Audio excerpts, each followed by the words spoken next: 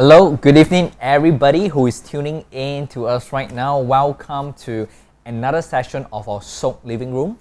All right, so this is actually our new format of our Supernatural School. We run a Supernatural School to equip people to move into a lifestyle of miracles, signs, wonders. Okay, so we are right now doing all online services because of the COVID situation. And this is what we're going to do. This is a new format. If you're new, this is what's going to happen. You have three pastors sitting in a couch, very comfy, very relaxed. I can see my colleague on my right, very relaxed. I can see his smile. So this is a very informal setting. So anyway, we are from Cultivating Church. We are a church in Singapore. So if you are new to us, you can go to our website to find out more information about us, and that would be www.soakability.com. All right, so you can find more information about us. And this is our Supernatural School every Thursday, and we actually have a Saturday service, which is at 7 p.m. this Saturday, so you don't want to miss that. All right, so I'm going to introduce some of my favorite people on the planet. People that has run with me, people that spark a lot of joy, and occasionally some lame jokes, especially the one on my right now. So I'm going to introduce Pastor Patrick. Pastor Patrick, say hi. Hi. Good evening, everyone. Very good to be with you guys. Every week, just sharing our hearts with you guys, it is our privilege. So we don't take it lightly, and we really appreciate all the feedback that you guys have given. Thank you so much. Yeah, Pastor Jeff. Pastor Jeff, come on. Hi everyone. Good to be back, and so this is our third session of cultivating a revivalist lifestyle. So the goal is to just bring the presence of God, miracles, signs, and wonders to a place, not just in the church but out of the church. And we're gonna go through different things of how to do it. What is going through our mind as we do all these things, and so hope it can help all of you guys. So yeah. Awesome, thank you, Jeff. All right, Patrick, you have anything funny you want to share before we start? No. We're just having fun right now. So how have you been doing? Good, Patrick? Okay, good. And Patrick was doing something really funny just now, but I'm not going to share it. But he was doing a very funny thing just now.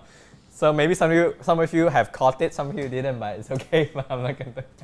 But hey, we're going to jump straight into it. We are on this series. This is actually like the third episode we are talking about this. We are talking about cultivating a revivalist lifestyle. And I want to put the attention on what a keyword on, and that is called cultivating. Cultivating. And we all know what does cultivate means, like maybe we want to cultivate a habit. Maybe we want to cultivate a certain breed of plants. Cultivation always needs intentional efforts and action steps in order to see a fruit. If you want to cultivate a new habit, you have to repeatedly do over and over again that same habit. Like for example, if you want to wake up maybe at 5 a.m. every day, you have to start cultivating a habit of sleeping earlier and putting an alarm. And once you do it like 1 week, 2 weeks, 3 weeks, you realize your body starts to accustom to waking up early, and you are fine-tuning your body clock in a sense, and you will just wake up naturally sometimes, because you're so used to it. And that's kind of what we want to talk about tonight, is what are some of the actions or steps we can take in cultivating the revivalist lifestyle, because the more when we do certain things, it starts to become normal. When we first started, we must take intentional effort and steps to really go after it. But once you do it for 1 month, 2 months, 3 months, it starts to become like autopilot. It becomes normal. And this is the thing, the supernatural lifestyle, revivalist lifestyle, it cannot be an event whereby we're waiting for a special day to see the sick healed or to prophesy over people. It has to be a lifestyle. And it can only be a lifestyle when it becomes something that's so normal in our life. Just like, another example I could give right now is like maybe in like a greenhouse, certain plants need certain soil, certain temperature, certain fertilizer in order to thrive and to grow. And this is kind of like a revivalist lifestyle. There are certain things that need to be in place or we need to do, in order to make it become very natural. All right. So I'm going to throw this time to Pastor Patrick, not to wrap it up, but to kickstart, So Patrick, go for it. Okay, all right. Well, I just want to read. I want to read from Mark chapter 1. Mark chapter 1, verse 21, all the way to chapter 1, verse 38. Right? 21 to 38. Okay, let me read, yeah? Then they went into Capernaum, and immediately on the Sabbath, he entered the synagogue and taught. And they were all astonished at his teaching. For he taught them as one having authority, not as the scribes. Now there was a man in that synagogue with an unclean spirit. And he cried out, saying, "Let us alone. What have we to do with you, Jesus of Nazareth? Did you come to destroy us? I know who you are, the Holy One of God." But Jesus rebuked him, saying, "Be quiet and come out of him." And when the unclean spirit has convulsed him and cried out with a loud voice, he came out of him. Then they were all amazed, so that they questioned among themselves, saying, "What is this? What new doctrine is this? For with authority he commands even the unclean spirits, and they obey him." And immediately his fame spread throughout all the region of Galilee. As soon as they came out of the synagogue, they entered the house of Simon and Andrew with James and John. But Simon's wife's mother lay sick with a fever, and they told him about her at once.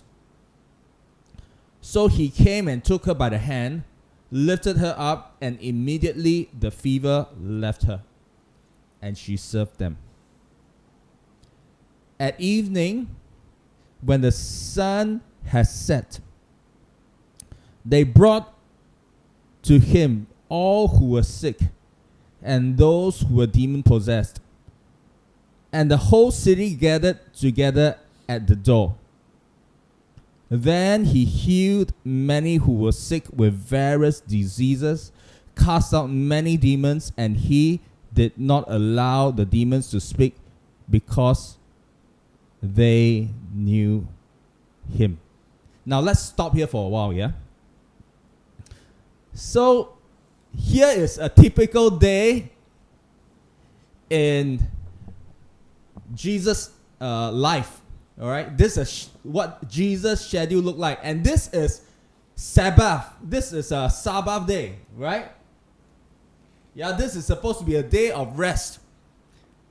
Yeah, but what happens for Jesus on this day of rest? What happens on this day, which it's supposed to be Sabbath? They came into the city of Capernaum. Immediately on Sabbath, he entered the synagogue and taught. All of the people were amazed. As he taught, there was a man with an unclean spirit, and the man started manifesting. So Jesus taught, the man manifest, and Jesus cast out the demon. Everyone was surprised, and everyone began to spread the news. That was a Sunday morning. So you think the day is over? No, the day is not over. They came out of the synagogue. It's time for lunch. right? They went over to Simon Peter's house, and Peter's mother-in-law was sick, and so Jesus goes to her, takes her up by the hand. Immediately the fever leaves, and then they can have lunch. And while this is happening, the whole town, news is spreading. News is spreading about this man from Nazareth who cast out a demon in the synagogue, who preached with authority. And when evening came, before Jesus could get out of the house,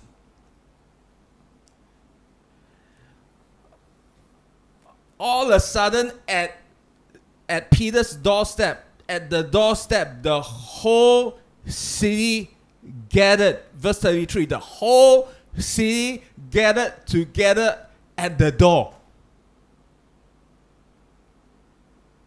All the sick, all the demonized gathered together at the door.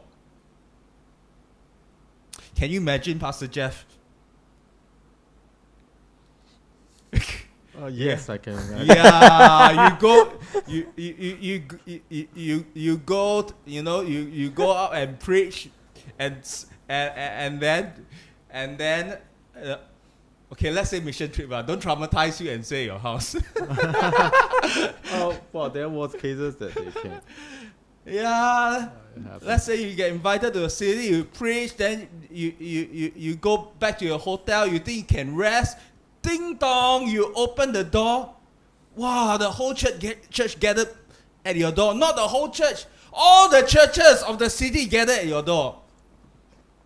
How do you feel?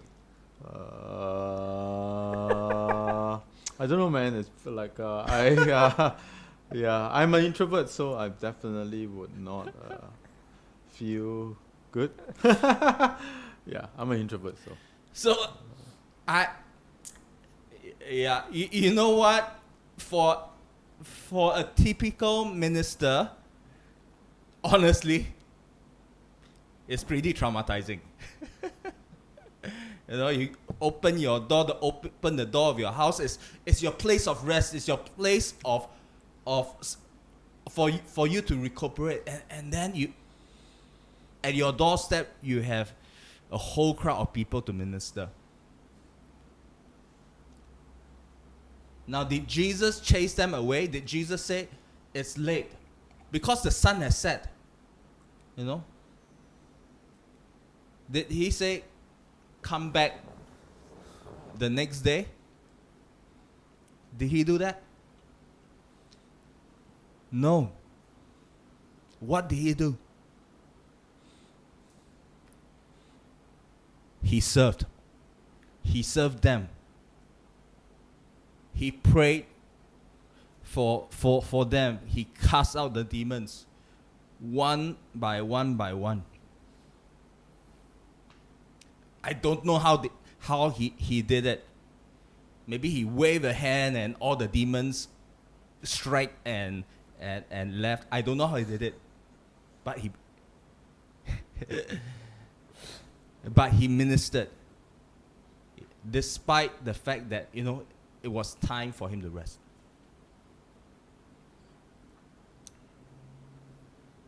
Can you imagine that? That's a typical day in his life, in Jesus' life. What gives him the stress? What gives him the strength? I say stress because, I think of it, I also stress. What gives him the strength to live a day like that? You know what? I remember there was one trip. I went to this nation, and the first day, the pastor, took me from. He has a network of churches, right? So he took me from one one church location to another church location to another church location. That day, you know, my waking hours was like 18 hours, and from the first church service to the last church service was 14 hours. You know, and even during lunch and dinner, you know, I have people asking me for prayer. Yeah, so 14 hours straight. And it was like a whole week. It was a whole week like that. It was crazy. All right, it was really tiring. But yeah, how does Jesus do it? How does Jesus do it? That's just one question I am asking, because you know what, the past few months, you know, this circuit breaker time, you know what, for some people it's a time of rest. For me, I've really been praying for a lot of people. Some days I do 4 to 5 hours of Zoom calls. I think one or 2 days ago, I had 6 hours of Zoom calls. Tuesday was a Tuesday. On Tuesday was 6 hours of Zoom calls. Yeah. And I need to ask myself the question: how do I burn on without burning out? How do I burn on without burning out?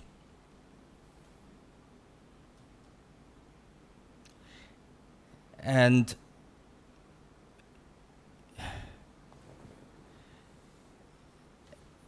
verse 35, the next verse,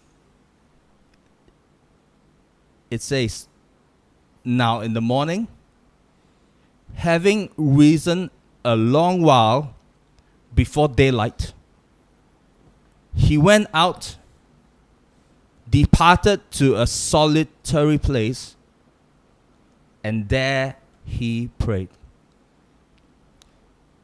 And Simon and those who were with him searched for him. And when they found him, they said to him, 'Everyone is looking for you.'" Verse 38, "But he said to them, 'Let us go to the next town so that I may preach there also, because for this purpose I have come forth.' So he was preaching in their synagogues throughout Galilee and casting out demons."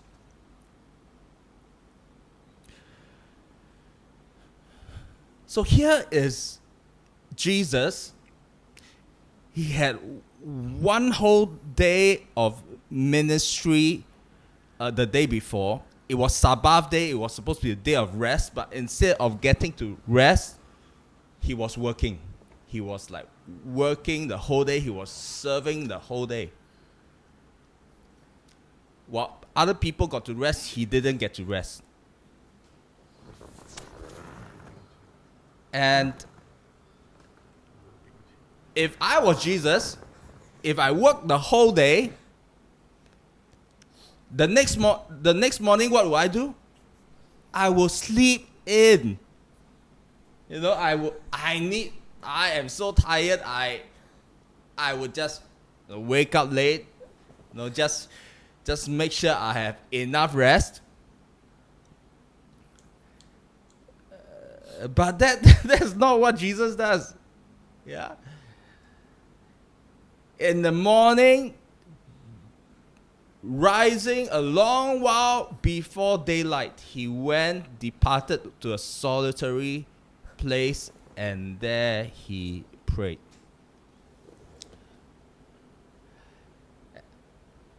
And you know, so when you know, every time I look at the life of Jesus, you know, I see I see his rhythm. Every time when the crowds are pressing in and asking for more prayer. You know what he does? He will tell his disciples, "It's time to leave. It's time to go," and he'll find a solitary place, and he'll find a place where he can pray, and he'll also find a place where his disciples can rest. And it happens time and time again. He will send his disciples.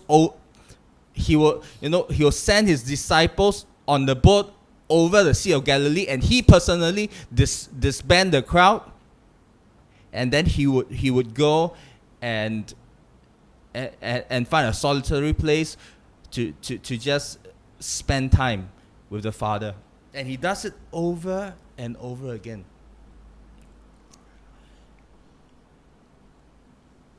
And that's the one thing that I have to keep reminding myself, that it's not all about miracles. It's not all about signs and wonders. It's not all about ministry. It's not all about work. It is finding that rhythm of knowing his heartbeat. It's finding that rhythm.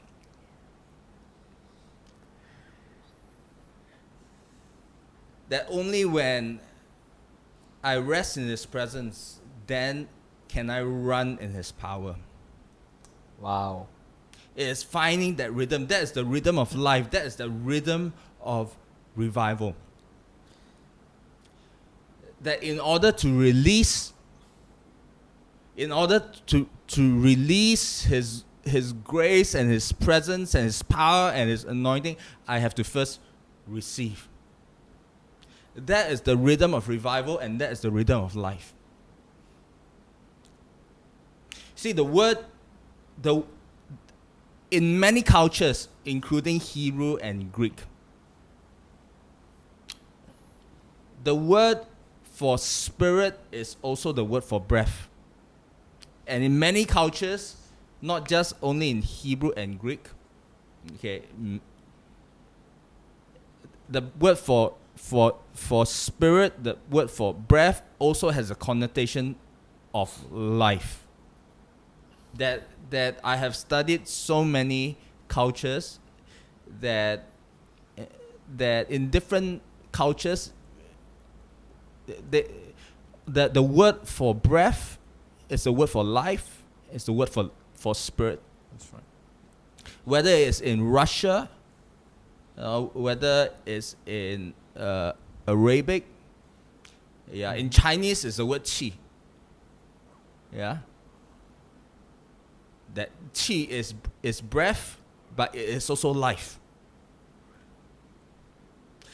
In different cultures, the Hebrew word is ruach. That is breath, that is spirit, that is life. In Greek, it is pneuma. That is breath, that is spirit, that is life. And you know what is it about breath? You know what is it about breathing? I've been studying the past 2 years about the human body, about the human nervous system. That as we breathe, okay, there's two parts of our nervous system. That when we breathe in, we activate our sympathetic nervous system. When we breathe out, we activate our parasympathetic nervous system. When we breathe in, actually our body tenses up. When we breathe out, actually our body relaxes. When we breathe in, that, and when we breathe out, there's this receiving and this releasing. There's this receiving and this releasing as we breathe in and as we breathe out. you know what's that? The rhythm of breath is the rhythm of life. I say that again. The rhythm of breath is the rhythm of life.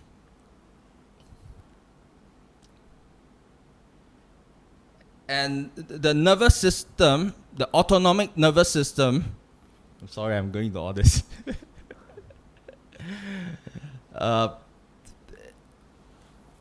It's this breathing in and breathing out. There's a place you need both. You cannot be breathing in all the time. You cannot be breathing out all the time. You'll die. Right? You need to breathe in, then you need to breathe out. Breathe in, then breathe out. And that's what we do in life. Every single moment we are breathing in, then we are breathing out. We are breathing in, then we are breathing out. But here's the problem. Emotionally, spiritually, mentally, we are not doing the same thing most of the time.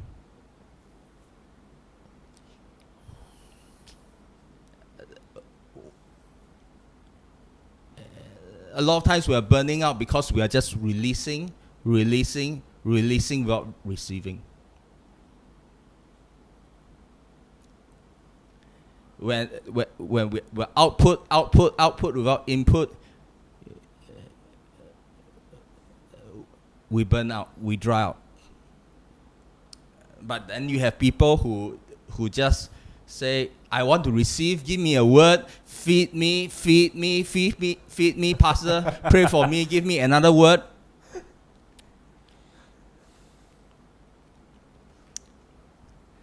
Then there is no release.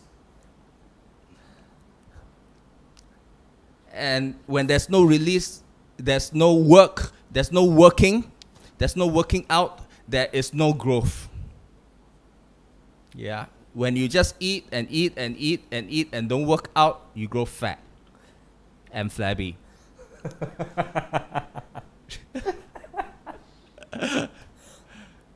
Yeah. And so when we talk about cultivating a revivalist lifestyle, it's really about getting into this rhythm of life. Wow, come on. And recognizing that life is sacred.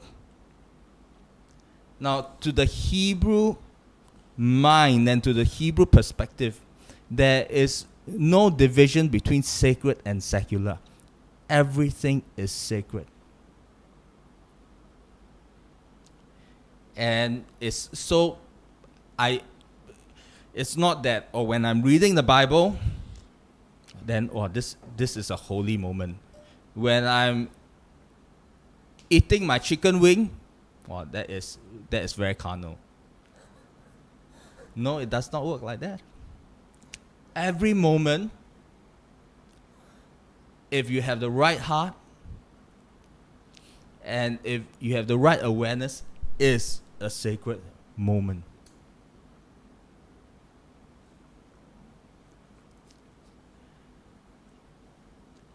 And the attitudes of our hearts determine whether a moment is sacred, secular, or sacrilegious.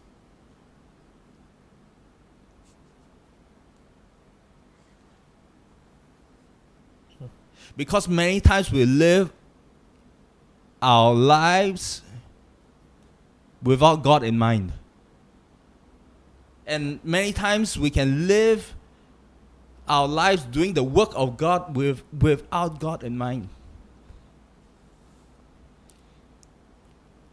And we don't even know it.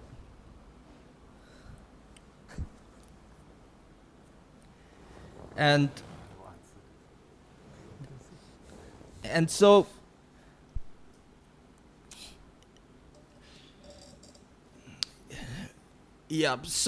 is having this divine rhythm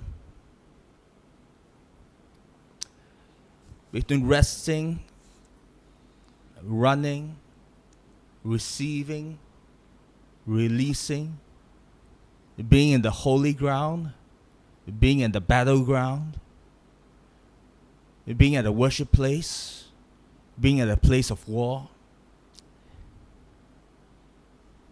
It's this divine dance, this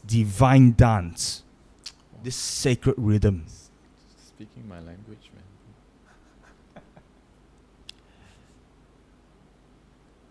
And so that's how we cultivate that revivalist lifestyle, by catching that rhythm.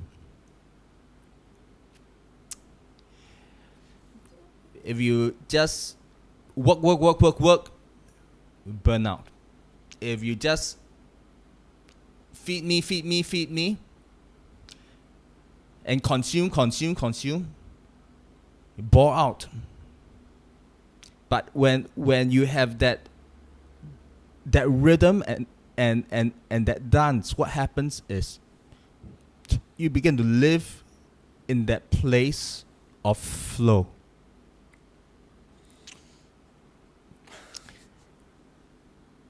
Cultivating that revivalist lifestyle is about living in that place of flow. That being in his flow becomes so natural to you. It's not me trying to work it out. It's not me trying to use my human effort to make things work, to please people, to squeeze out miracles. No.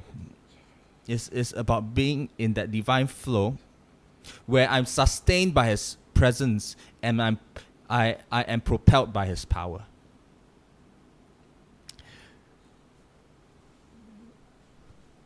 And so, yeah, it is about being in the moment and being aware of his presence in the moment. Amen. Wow, come on. And here's one thing I realized. And it's and the thing is, it is very ironic, because how do we experience a glimpse of eternity? How do we experience a slice of eternity? It's in those times where we are so caught up in the moment, all of a sudden, time appears to stand still. All of a sudden, time appears to slow down. I have a few such moments in my life, where time seems to slow down. One of those moments was when I was in an accident. My car was spinning, and when my car was spinning, it was like the whole world slowed down.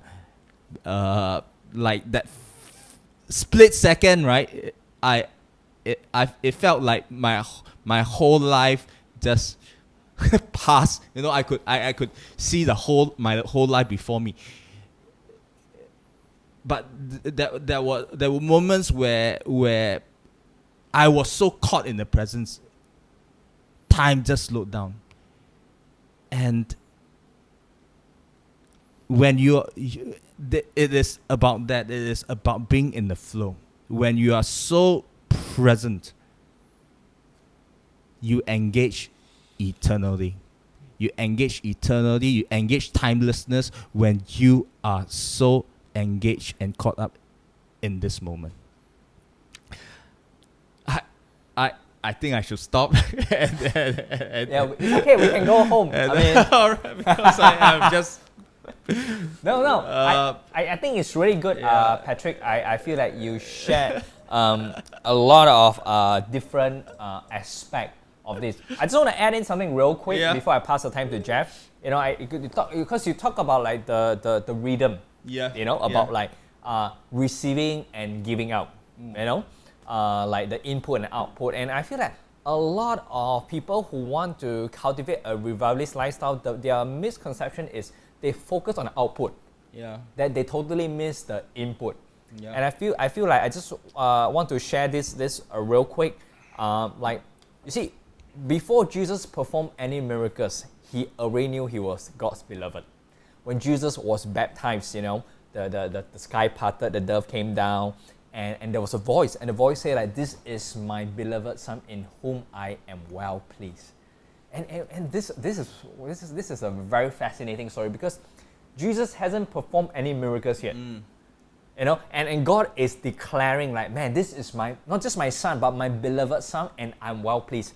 And I feel like it is so important that we understand this part, because it really tells about our identity and our motive for actually doing a revivalist lifestyle. Because when I really get my identity right, it's like, man, I am God's beloved son or God's beloved daughter.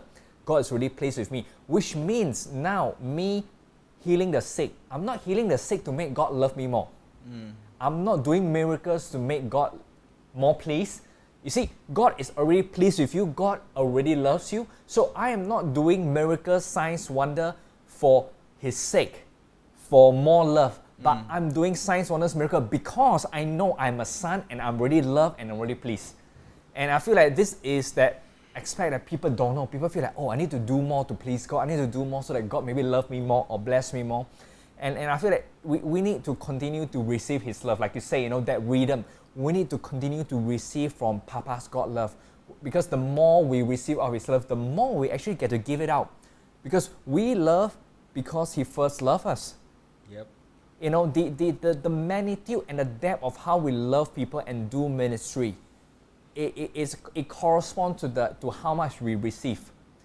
The great givers are the great receiver. If you can't receive from God, you can't be a good giver. You know, and I just want to kind of focus. I feel like this is a bit like identity, but I think it's still so important that we're not striving. You know, and even in this cultivating a revived lifestyle, it's so important that, well, number one, we learn to be receiver of His love, of His grace. And through that, when we understand why we're doing that, then we have a very pure motive. You know, I'm not trying to be the best prophetic machine so that people can know me and I'll be famous. No. That's the wrong motive. I'm not trying to be the best, you know, miracle worker so that people know me. That is the wrong motive. You know, the right motive is that I'm doing this because I'm really loved.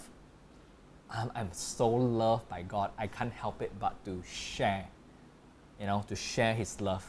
And sometimes sharing His love look like moving in power of the Holy Spirit. All right, so that's something really quick I want to jump in and share, since we're in the topic of this rhythm of input, output, receiving, and giving. And I think it's so important. We really need to kind of like continue to fall in love. I feel like you mentioned something about that rhythm, and I think that one of the rhythms actually being like falling in love with Him all over again. You know, because the moment we stop loving God is basically when we start to have wrong motive. We start to project our own agenda instead of God's agenda. All right, so I'm going to pass the time to Jeff to kind of continue either on where we're at, or he's going to start on a new trail. But I feel like there's so much more things I want to add on, because Patrick talked about this whole rhythm of life, and it actually encompasses a lot of different facades, you know, a lot of different areas. And I think we're just actually talking about the surface, because I think last week I talked about, like, you know, a revived lifestyle is not always supernatural all the time. Because there are moments when we do grocery shopping, when we iron our clothes, it's not as supernatural as you think, as healing the sick or whatever. There are things that we still have to continue to do in order to make our life keep going. You know, like Patrick eating his chicken wings. All right, so I'm going to pass. Yes, Patrick, you have something to add about your chicken wing?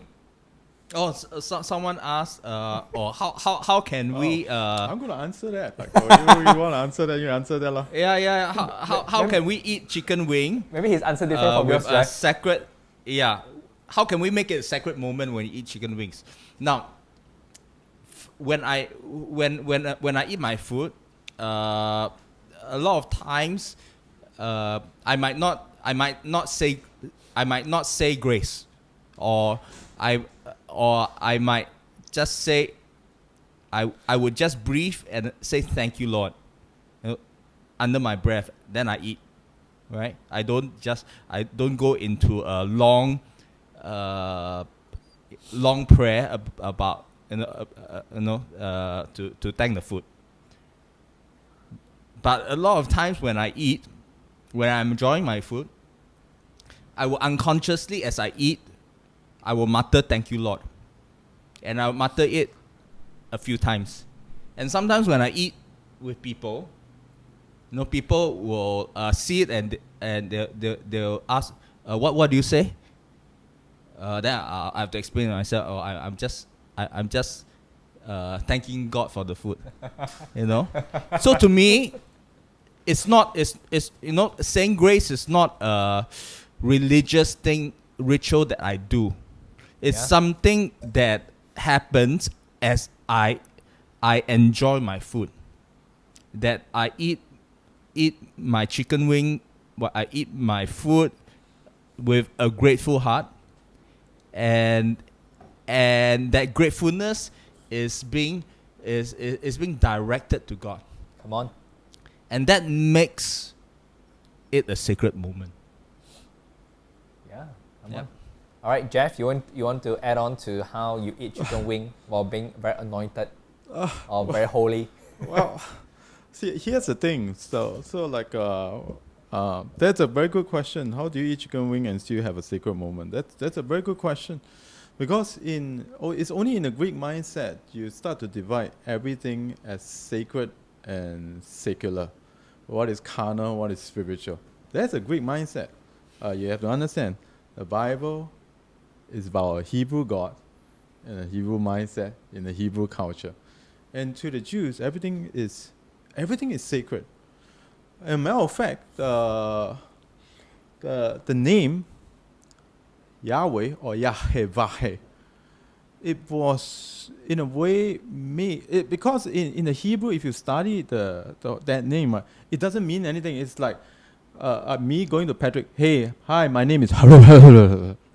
It really doesn't mean anything. But it means breathing, because it is, if you pronounce Yahweh. And this was there was this scientist that was in this science convocation, where he's a Jewish scientist. He went up to the stage, and there were some Christians there. And he looked at the Christians and said, "You Christians always misrepresent our God." And he goes on, he says, when you say don't take the name of God in vain, right?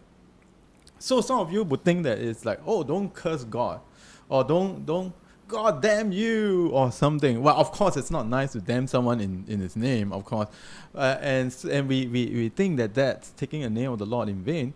But actually, if you see the word "take," right? I did a study on this. It's actually carrying the name of God. And later on, one prophet says, there will be a day that everyone will carry his name. It's about holding his name in your life. And so, and he began to kind of talk about it, and it says, and the reason why, and it's more than that. It's about, you cannot, when you try to figure out God, there's a new side of God that's to be discovered. So knowing him, or even understanding him, and you think that you know it all, is actually a vain thing, because there's so much God of God that yet to be discovered. And it says the reason why the name was Yahweh, and we all Jews understand that it was breathing. It's the first thing that a baby, when he birth out and he will start to breathe, and he cries. That even in your birthing state, as you will birth out, the first thing you do in the world is to call out his name, Yahweh.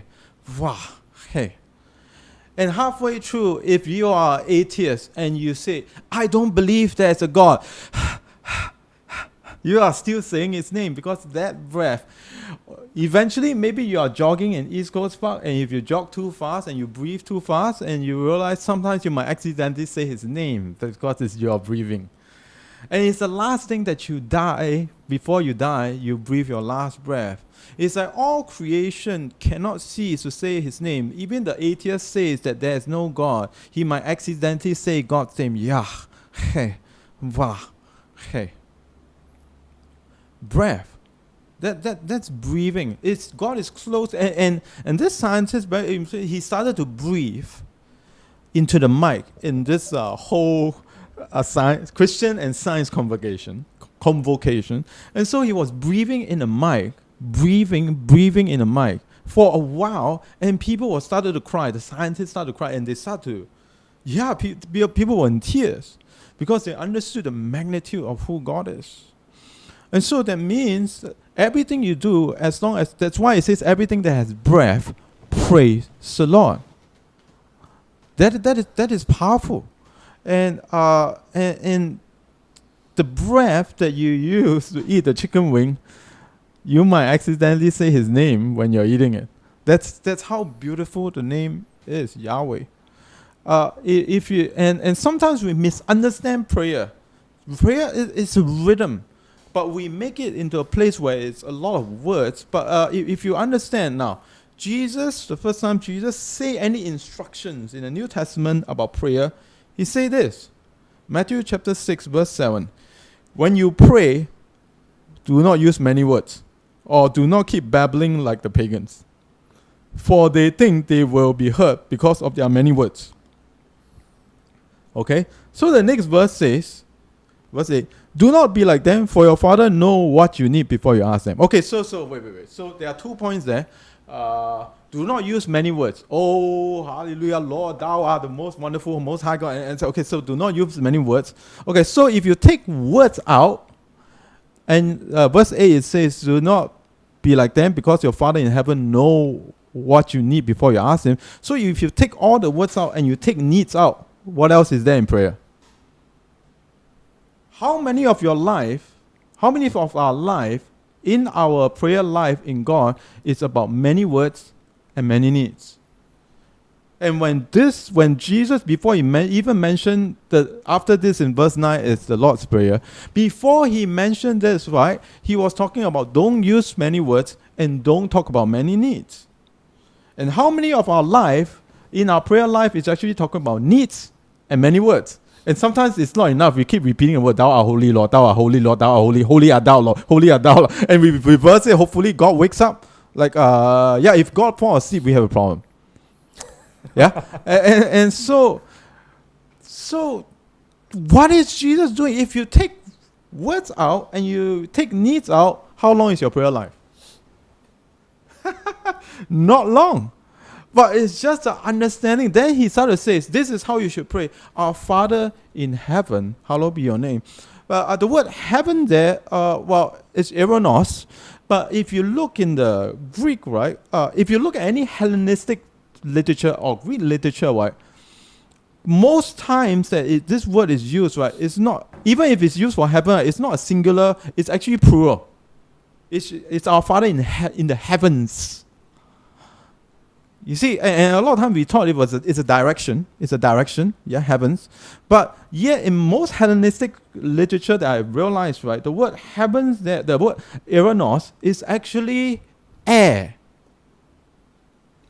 or breath, which literally makes sense. Our Father which is in the air, in our breath, hallowed be your name. Unless you realize God is in the very breath of air that you breathe, you realize how close he is to you. Which literally makes sense, because if it translated as our Father which is in the air that I breathe, which the Jews literally understand the name of Yahweh is air, is breath. Yeah, hey. So even if the first statement of, there's a lot of things in the Lord's Prayer, but in the first statement, right, it's actually God saying, hey, when you pray, you need to understand that God is in the very breath that you breathe. It's in the very air that you breathe. The moment, even if you use that breath to curse God, it says, I don't believe there's a God, but in that breath, you might accidentally say his name because it is so synonymous.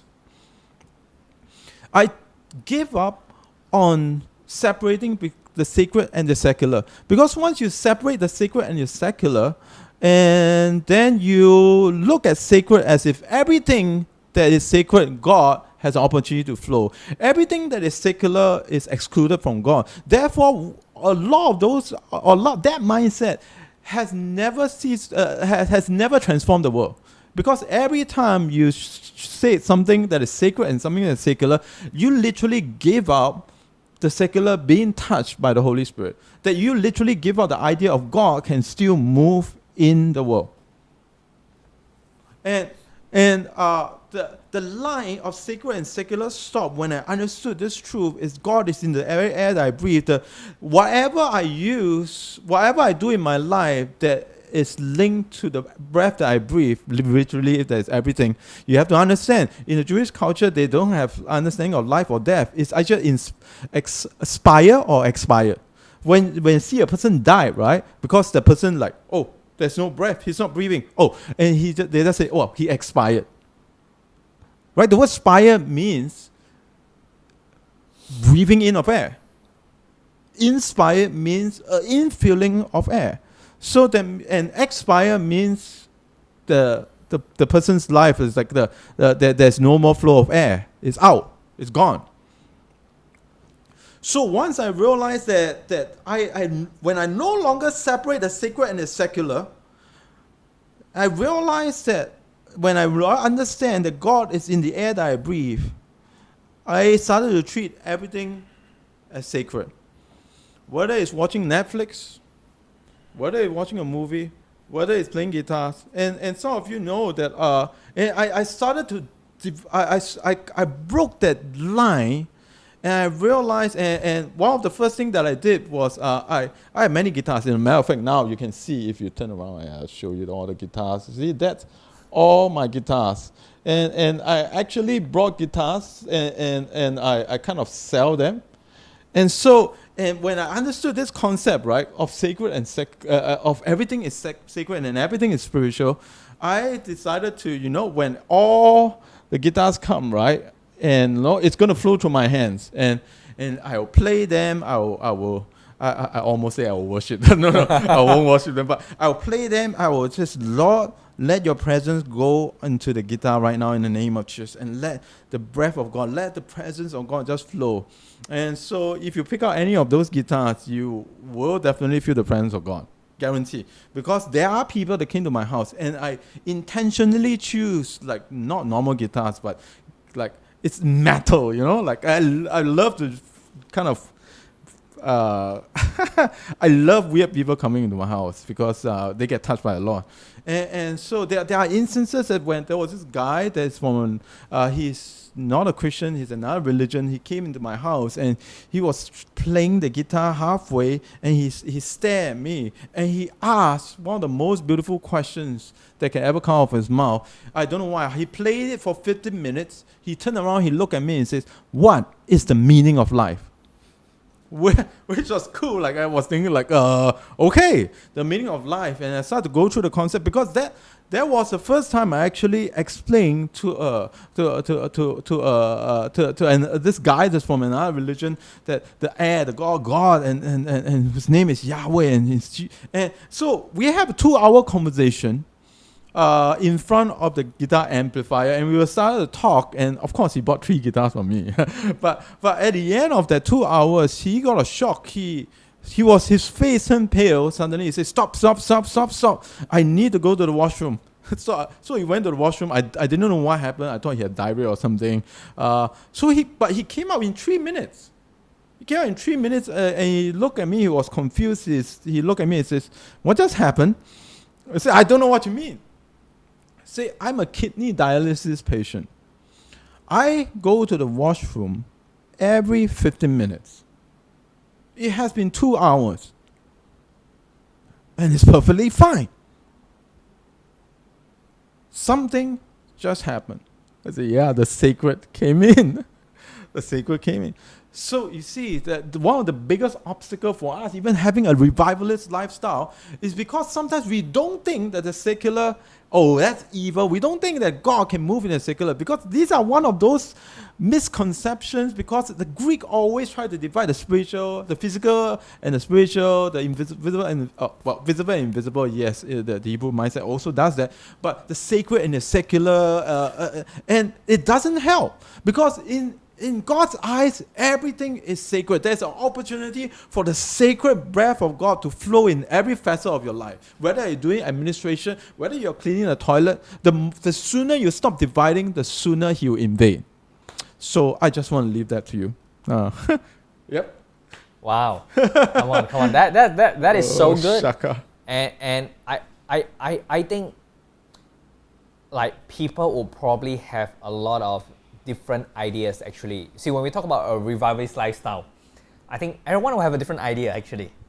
You know, because some will be like, wow, on a platform doing a crusade, calling words of knowledge, preaching a storm. Some will be like, oh, every day have miracles. Some will be like prophesying every minute. You know, like everyone has different concept of like what a revivalist lifestyle is. But you know, instead of me defining what a revivalist lifestyle, because I feel like we can't really just box it, but I want to talk about what it is not. You know, and I feel that a revivalist lifestyle is not being spiritual 24/7. All right, I'm sure some of you might have met those people. They're always spiritual 24/7. You know, like they don't have a normal life. They're like, oh, I'm drunk. Oh, I see angels all the time. You know, and I feel like that a reverse lifestyle is this. We need to love the person that's in front of us and be present. You know, and it's a revivalist lifestyle. It's not always about, oh, I'm in heaven. I'm seeing this. I'm seeing that. Can you imagine? I'm going out on a date with my girlfriend, and my date is always like, hey babe, do you see the angel standing there? Yeah, I think that person got this sickness. I think we should go pray. You know? So instead of me going on a date right now, my date is an outreach. I tell you, that would be a very terrible date. Or maybe some of you, you know, on the first date, it's like, you start doing word of knowledge on a person. Hey, it's your birthday, October. Yeah, you have one dog, right? Black color. Yeah, how you know? Yeah, I'm using word of knowledge. You're freaking the girl out. Or can you imagine like your first date would be like, hey, do you see there's two angels outside this restaurant? Man, I think the girl will freak out and spook out, man. You know, and I think my point is like a revival lifestyle is not always spiritual. You know, I think there is something about having a normal life too. You know, I think that's kind of, I'm trying to tie what Jeff and Patrick is talking about. You know, Patrick was talking about that rhythm of life. And that rhythm in itself is not always, wow, spiritual. There is that rhythm of like, hey, you know, right now, it's my time to unwind. And I'm going to play games. Or I'm going to eat chocolates. And it doesn't have to have angels in the room watching me eat chocolates. It doesn't have to be like, oh, I'm unwinding, playing games, but I'm going to prophesy at the same time. You know, it's like there is this normal aspect of life that we cannot totally banish it away. You know, I mean, like take another example I can give. Like I have a godson, you know, but every time when I spend time with him, I'm not a pastor, I'm not a minister. Right now, I am the father that's going to spend time with you. And it's nothing to do with prophecy, preaching the gospel, seeing angels, etc. Like I think those are beautiful things that I love to teach him, you know. But it is about being present. It is about loving the person that's in front of you, you know. And take example like, you know, like when I'm hanging out with Patrick, when I'm hanging out with Jeff, it's not always like, hey, Jeff, how many angels are there in the house? How many can you spot? Let's count. Or Patrick's like, Patrick, how many people have you prophesied? Did you prophesy to the chicken wings you ate just now? Do you prophesy? Huh? No, why don't have, you know? Like we have normal conversation like, hey, do you watch a movie? Hey, what's your favorite food? You know, like, or what's your favorite fruit? You know, like we have normal conversation, and I feel like sometimes we over spiritualize things. You know, I'm not sure about Patrick or Jeff, but I know there are people who want to ask me out. You know, and like we all need friends. I'll be honest. Your pastor need friends, and your pastor need normal friends. Okay, I'm going to. I have a lot of not normal. Yeah, I'm going to say things probably people won't say it, but I'm just going to be honest and be very raw about it. Like every pastor, every minister actually need normal friends. You know, friends that'll be like, hey Patrick, do you want to go catch a movie? You know, and not like, Patrick, let's hang out. But catch a movie? Jesus film? no, not Jesus film. The latest blockbuster, Avengers, you know, For example, you know, Passion of the Christ. There's only a few movies you can watch. Left Behind, Left in Front, Left Away. The Shack. All right, but you see, I think Patrick will actually enjoy companionship or friendship of like, Patrick, let's go catch a movie, let's have a meal. As compared to like, Patrick, let's hang out. Oh, why? Oh, I need inner healing. I need deliverance. Can you imagine? Like Patrick's circle of friends is all coming to him to receive ministry. You know, like I would sometimes I just need friends who like, hey, let's just have a meal. Don't talk about spiritual things. Don't ask me how to prophesy, how to get words of knowledge. Let's just have a normal meal. And I don't know why I'm talking about this, but I feel that this is so important actually. You know, like I think Jeff appreciated it. Can you imagine people asking for a coffee actually to get a prophetic word? Like, come on, man, he's not a prophetic machine. He's a human being that loves to play games, watch movie, and eat durians. All right. I mean, there are things that he enjoys doing, and there are things that I enjoy doing, and there are things that Patrick enjoys doing.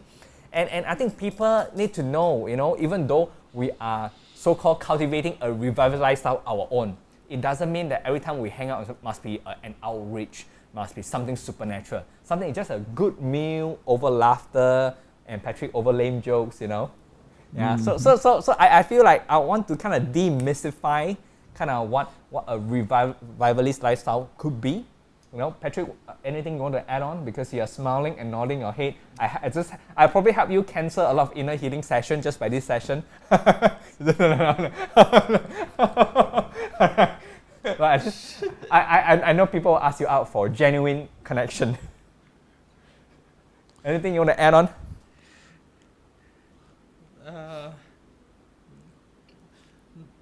Not really.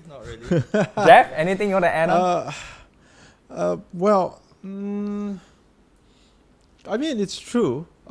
If you look at all the 100 years of Pentecostal movement, right, and you kind of look at why, how many burnout that are there, and you look at how many burnout are there because there's too many ministry,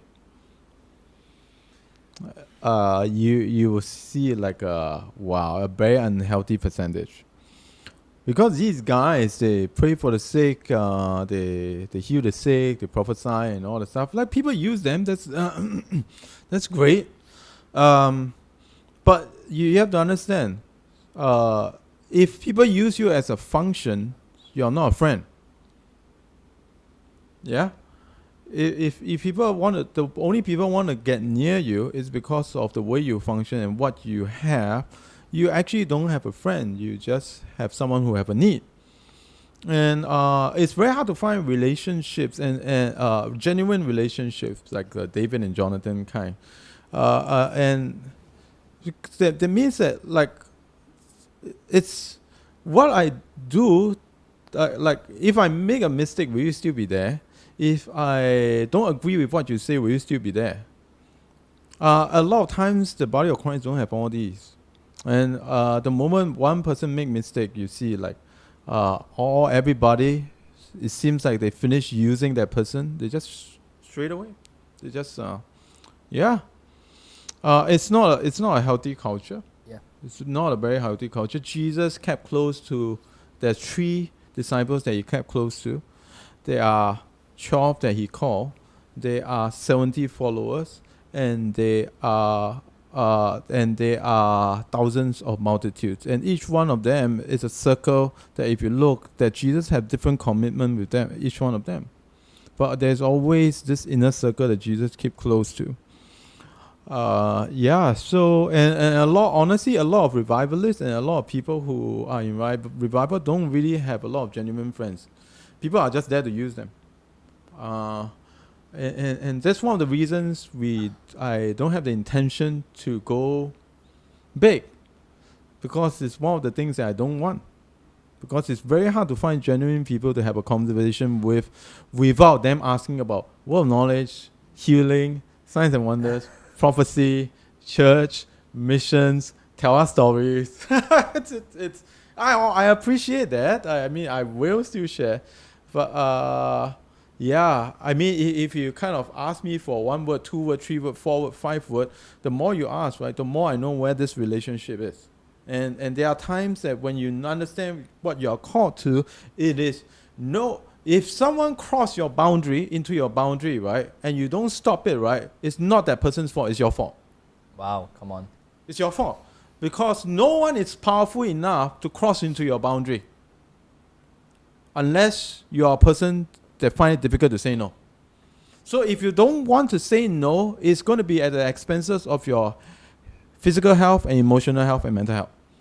So, and that's the reason why, if you look at 100 years of church, like Pentecostal history, go read God's generals and you see why a lot of them fall, because like it's just burnout, no genuine relationships. Somehow, it's not healthy at all. I mean, some of these guys, they finish revival, they go for supper, and then and they put on a lot of weight, and they have a lot of these sickness and disease. I mean, I can tell 2 or 3 that is. I have personally like fellowship with people like that before. Yeah, the minister, the whole team, like it's after that revival is like every night, it's going on for every night and for more than a year, and every night supper, I fellowship with them before. Yeah, they have the supper fellowship. So Yep. Yeah, but I love what Jeff shared, I think it's so important to know this. God used man and woman, to do great things for the kingdom of God. And of course, our job is not to use these people. Our job is to honor these people. The only person that can be used is God used man and woman to do great things. Our job is to honor what God has put in their life, what God is using them. I think that's the greatest thing we can do. I feel like it. I just want to be kind of like sharing something from my heart. Is like, I think a lot of ministers, a lot of them probably won't say it, but a lot of ministers, what they need is friends, not fans. They want genuine friendship, whereby like, hey, I know you're going to stay there. If I stop healing, if I stop prophesying, you'll still be there for me because you're a friend. Like, let's take an example like Patrick and me. I know if Patrick stopped preaching, he will still be my friend. He'll still be a dear brother. That's kidding. I won't be like, oh, Patrick, you stop preaching, I stop ministering. Okay, bye-bye already. Then that means I'm a fan. I'm not a friend. We talk about kingdom family. Family sticks together. Friends sticks together. But fan comes and go. Fans follow the hype. Fan doesn't build relationship. Fans just follow the hype. Fans like, wow, got prophetic moment. So I'm going to follow this until I get my prophetic word. Then I leave to another moment. Oh, the healing moment. It's true. Fans follow. But the people that truly stay are families, friends. People who see who you are, and are not just taking. Of course, there are moments whereby they might need prayers, which is totally fine, because at the end of the day, it's like, I'll be honest, I know some people don't say, but I think we also come to a point. I mean, I've been used by people before. Like people ask me out, but actually, ask prophetic word, do this, do that, So I'm also a bit more careful sometimes, But I think over the years, I think most of us learn discernment. I mean, we really can see the motive of people's heart. I mean, I'm not trying to say anyone specific, but I'm just highlighting it because I know many people who are watching, you all are from different church. And I'm just encouraging you like, hey, go honor your pastor, go honor your leaders, treat them as friends, not as fans. Establish a genuine relationship with them, not just go to a pastor like, pastor, every Sunday go to them, not like, pastor, how's your week? How are you doing? But pastor, I need a prayer again. Pastor Patrick, pray for me. Last week the prayer not effective. Can you pray for me?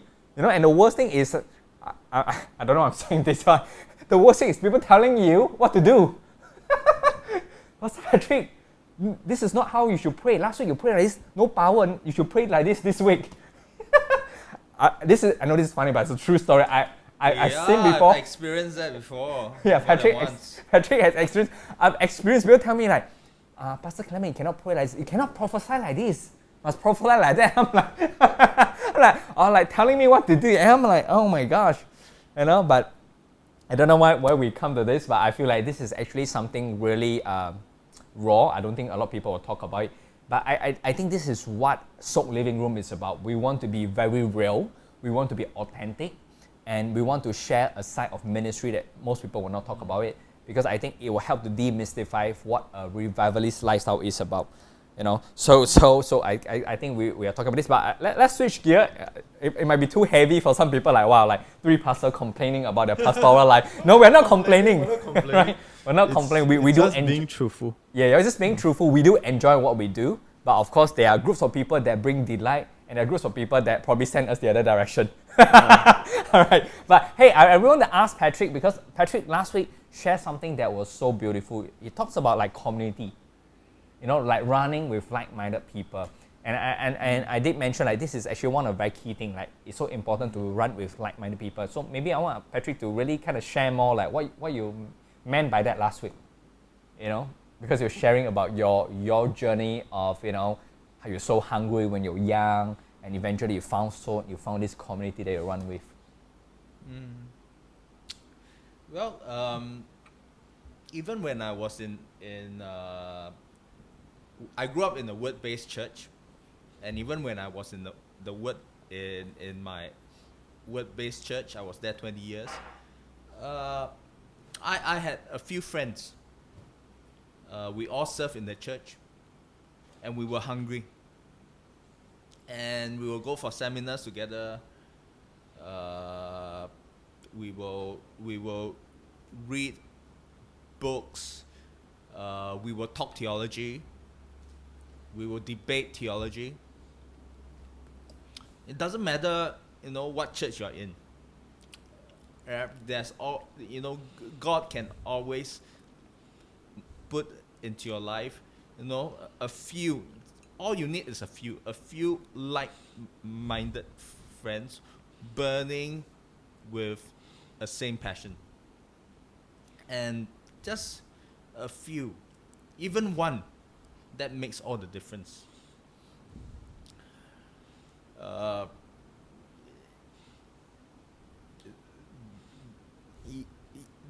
When you just share your heart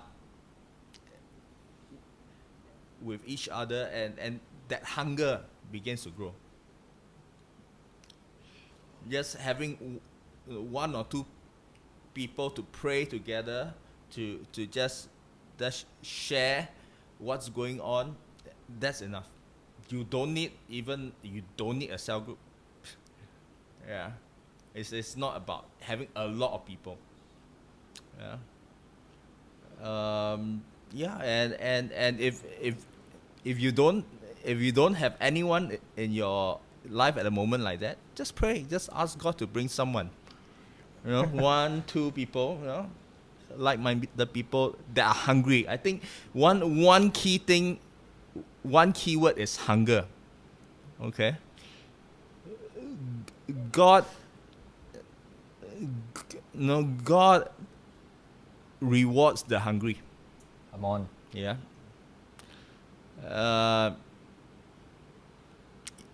Yeah. God rewards the hungry, not the desperate. If you and that's a difference. Yeah. Yeah.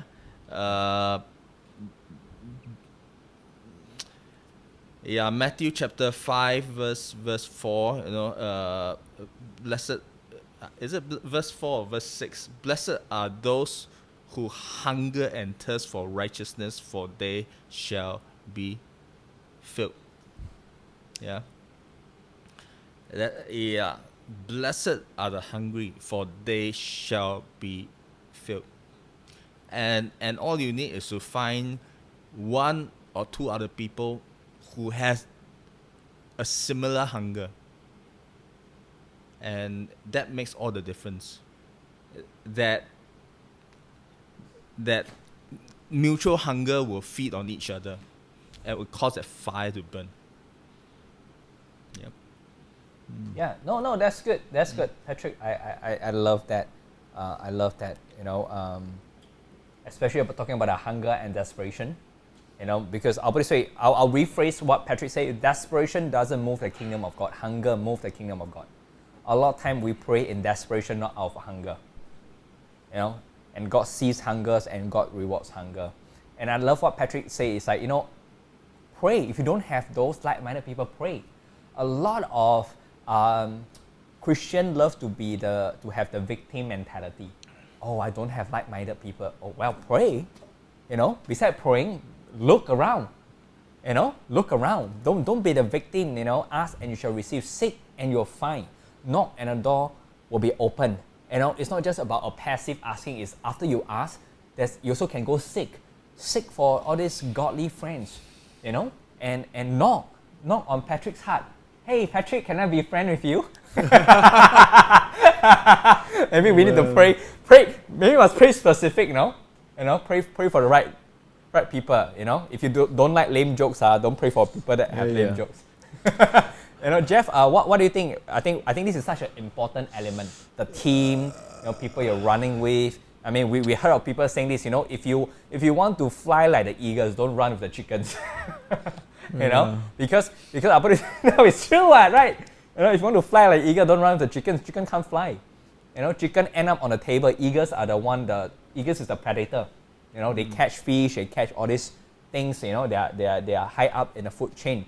You know, and I love what I remember when I was in BSSM. Chris Stratton said something that was very simple but very profound. He said like, "Show me who your friends are, and I can tell about your destiny." You know, so and in another aspect is this: you are the sum of the people you hang out with. You know, so I just want to put the importance at who you hang out with, who you fellowship with, or who are your. Okay, so there are many thematic. You can call it your tribe, your community, your inner circle, people you confide in, whatever. You know, there are many terms for it. You know, so they are all the same actually. But the key thing I'll just say who you're running with. You know, who you're running with is so important because you become the sum of all these people that you run with. You know, and at the same time, you know, it's a preview of your destiny. Yeah. It actually is a preview of your destiny. Yeah. So Jeff, I'd love for you to kind of like chip in and add on your thoughts. Okay, so community, it's one of the most vital things. In the beginning, when I came out of my previous church, and I was working as a deacon there, and I felt the Lord say like, you need to come out and you need to start doing healing in the streets, because a lot of people are just going to follow you. It's going to become a movement. Back then I was like, okay, I mean, I'd done it before. I mean, since my first healing encounter was in a closed country, outside in the street, outside of a religious place, and hundreds of, like 50 to 100 people gathered, and people were getting healed out in the streets, and that was my first encounter. But when you talk about like, but I always thought that I was kind of like I love doing overseas as a missionary, and you know, and I am a missionary at heart. So relating to cultures, going in underground, talking to witch doctors, which I love, like talking to witch doctors, which I love talking to religious people. I love talking to imams because they are my friends and I talk to them. I like having all these exchanges, whether it's Hindu priests and all that stuff. So I love communicating with them just to understand that and just bring the culture of heaven to where they are. And I'm not there to convert. I'm there to listen, and I'm there to kind of bring clarity. I also want to learn, and so I like all these things. We've seen cancer heal. We've seen HIV heal. But the problem is this. It happens a lot overseas. I never thought that I would be doing it in Singapore. I never thought so. I never thought that I would do it in Singapore.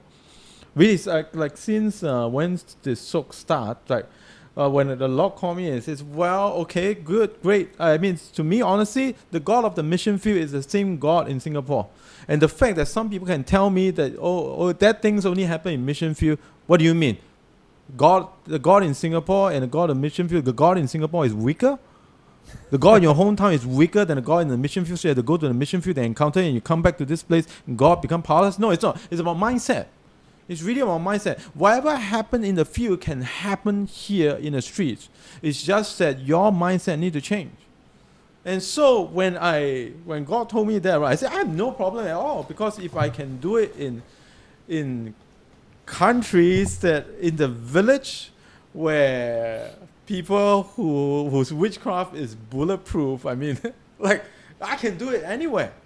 I mean, I can do it anywhere. Like, so I said, well, fine. But the problem is this: when I got that, and I said I'm going to do it in Singapore, and said, well, it's my hometown, and plus the problem is I don't know of anyone that is doing it. That's the problem. That's a huge thing, because if you're a forerunner for a reason, because you're running first, right? If you're running first, that means no one is ahead of you, no one is beside you. They're probably that's why you need to run first, so that other people will come. I'm telling you, it's not easy though. I mean, man, in the beginning, well, cancer got healed. People with, mediums, right? I'm talking about mediums who have divine encounters in my house, sitting at my table, in my dining table, and start prophesying to it. What car do you have? And this is the car that you have. This is the things that you have. And they got shocked in a way. And when I share all these stories, right? I mean, I started to share these stories, and people thought I was weird. I mean, it's not so weird now because you got better, you got taught white, right?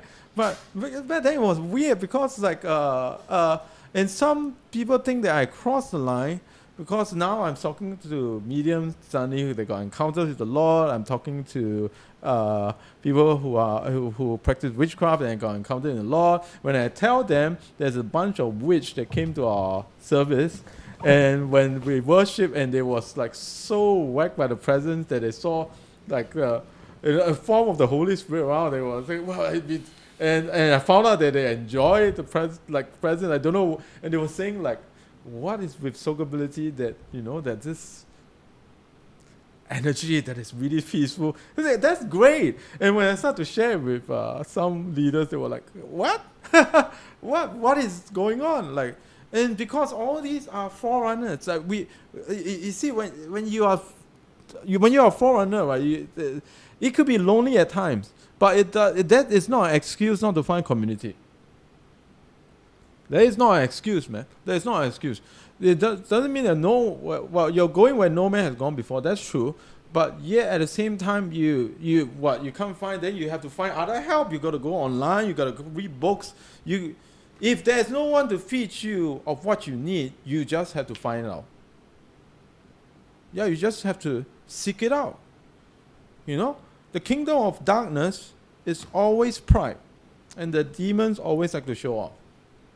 But the kingdom of God is humility, and that's why seek the Lord, he may be found, right? And so, and because the nature of the kingdom is not prideful, and then sometimes when I don't like it when demons manifest too long in a public service, because that's actually what they want. Because the enemy feeds on pride, so the more you give them attention, the more they are in control. So usually I'll just keep quiet, not get out, but be quiet, bring them to a room, and we don't allow them. But you see, the kingdom of God is humility. That's why God says, seek the Lord that he may be found. But it's a hide and seek game that you will never lose. He's a good father. That he's not a father that says, oh, Tech, you're in. And he take the passport and fly to US. And say, haha, my son will never find you. That you are a terrible dad if you do that. But this game of hide and seek, you will always find him. So it doesn't mean that as you run forward, right, when there's no one, right, seek it out. Ask the Lord, show me, Lord, so that we can run with like-minded people. Like, Lord, I know this journey is tough. It's only because you're doing things that has never been done before. And people can misunderstand you. But it's a matter of fact, if people misunderstand you, how much time do you need to recover? Yeah, I'm telling you, this is important for a revivalist. Like, if you're saying you are a prophetic, now, for the prophetic is a very thick-skinned gift. Yeah? If you're afraid to be wrong, and the moment you're wrong, you take 6 months to recover from one wrong word. So if you give 100 words and 30 wrong words, that's 15 years of your life. So how you recover and how you get over mistakes and how you get over offense is very important. You cannot be a wounded warrior forerunner. That please. You have to take offense lightly. Don't take it personally. It's all right. They don't understand. It's just a matter of time, and it's okay. You keep running. You keep doing what you do. And the whole reason why so just suddenly grow is because like suddenly we see a lot of cancer healing and all that stuff. Miraculously, things started to happen, and you know suddenly people recognize and understood, and so now there are people who says, okay, we understand who you are. We would love to run together with you, and that's great. But it wasn't in the beginning. It wasn't. Honestly, it wasn't. And we have to. I'm telling you, some of the strangest message I received is like, Pastor Jeff, he worships Satan. It's like, what in the world? What's that? Like, me and Tammy look at it and we like, Pastor Jeff worships Satan. Like, he is doing false signs and all the stuff. And I look at it, I don't know whether to be angry or to laugh, but I would just laugh at it. It was so funny because somehow when I read it, I know I'm supposed to be angry, but the joy of the Lord took over. Like, that's really funny, you know. That's very interesting strategy, right? The devil has like, that's right. We're going to heal the sick. We're going to heal cancer in Jesus' name, and so that they will not believe in God. Since when did the devil actually use a strategy of healing the sick to get people from not worshiping God? That is very interesting. I never heard that before, but if you believe it, God bless you. Is that Jay? Huh? Is that Jay? Never mind, we take it off. Okay. Hey, don't expose. It's more than that. It's more than that. Okay. We cannot expose. I mean, so, but you know, you just have to laugh at it and say, all right, that's great. Praise the Lord. But you know, judge by the fruits. If you see something, if you hear something, and you don't understand it, God says judge the fruits. At the end of the day, do people love Jesus more? The word of God become powerful and they lift up their hands to worship Jesus. Does Jesus become bigger, the word becomes stronger, and their prayer life become better and they worship God more? If that happens, right, then it's the fruits. You might not understand everything. Yeah, you might not understand everything, but you look at it, it's like, is this what this person does bring people to Jesus or bring people to himself? And that's important. And for all of us who have a dream that is in our hearts, who are doing something that you have never done before, that the world has never seen. I mean, the world is sick and tired of doing the same thing again and again and expecting different results. That's called insanity. And that's one of the reasons why Christianity is not working for this generation. Sometimes we do the same old thing again and again and again. And when this whole COVID thing happens and say, now we can't gather. Now we are forced to scatter. What do? We are in panic mode and we still try to do the same thing again and again and again. But you know what? Someone need to break the mold and says revival has to happen not in a building but in your home. Revival is a person whose name is Jesus and he lives in you. Come on. Man. Boom. And so I'm telling you, it has never been easy, but you know, keep your heart pure, laugh about it, don't take it personally. You know, eventually find your community, seek out community, seek the Lord, he may be found. So as you start seeking him, things will happen, you connect with people, and it's really awesome.